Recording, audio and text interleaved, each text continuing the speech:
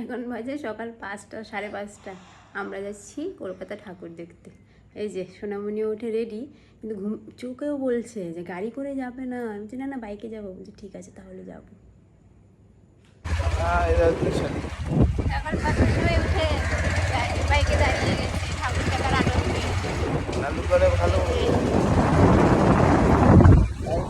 শুধু কি আমাদের বড়দের ঠাকুর দেখার আনন্দ, ওরও আছে। কটা বাজে মা? গুড মর্নিং বলো। 11টা।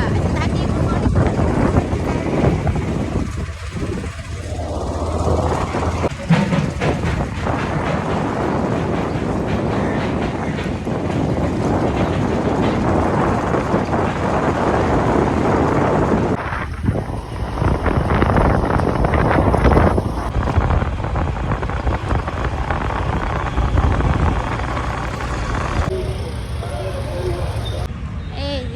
সকাল সকাল এখন পৌঁছে গেছি শ্রীভূমি।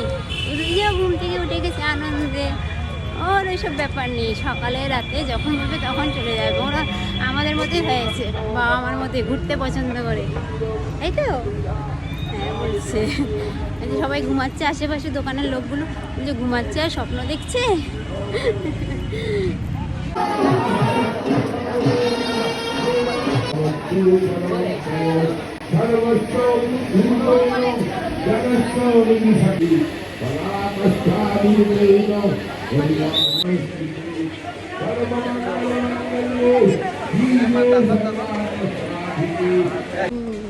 জোকার দেখে কেমন ভয় পেয়েছো? হ্যাঁ ভয় পাওনি? তাহলে জোরে চিৎকার কে করেছে? তাহলে ইনস্ট্যান্ট ভয় পাইনি, তারপর জোকার বুঝলাম মা জোকার জোকার, তখন বুঝেছে, তখন আবার হাসছে। আমার দিদি, আমি আর দিদি সবাই গেছি এখন দমদম পার্ক। সকাল সকাল ভেবেছিলাম লোক থাকবে না, ভালোই লোক আছে।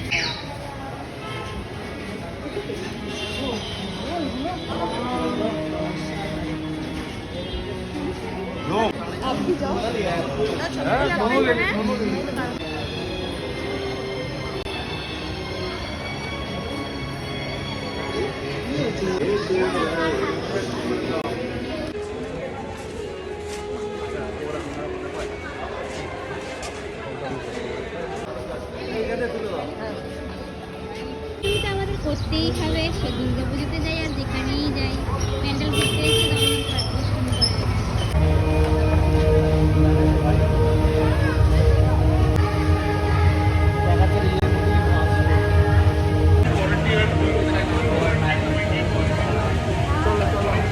থেকে দুষ্টামি নামবে না, হাঁটবে না। সব জুট ঘুটে গোবর কাদা ওইসব দিয়ে করেছে।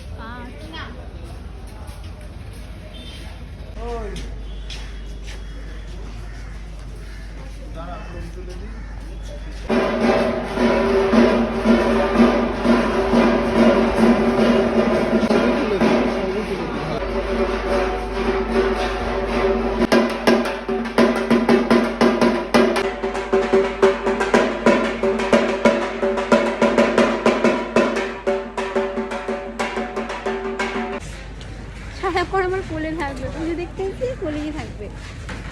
এই যে কোল থেকে নামবে না, কোলেই থাকবে, কোলে ঘুরে ঘুরে ঠাকুর দেখবে। এমনি হলে বাড়িতে তা আমাকে ধরো না, ছাড়ো ছাড়ো দৌড়াবে, আর এখানে কোলেই থাকবে।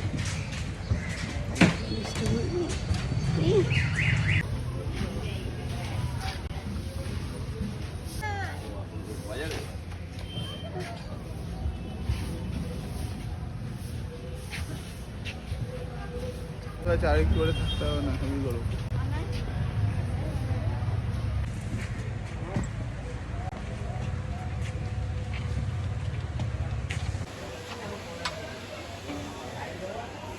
সকাল 7:10 আমাদের ঠাকুর দেখা হয়ে গেছে, দমদম পার্ক, শ্রীভূমি সব। আমরা যাচ্ছি বাড়ি।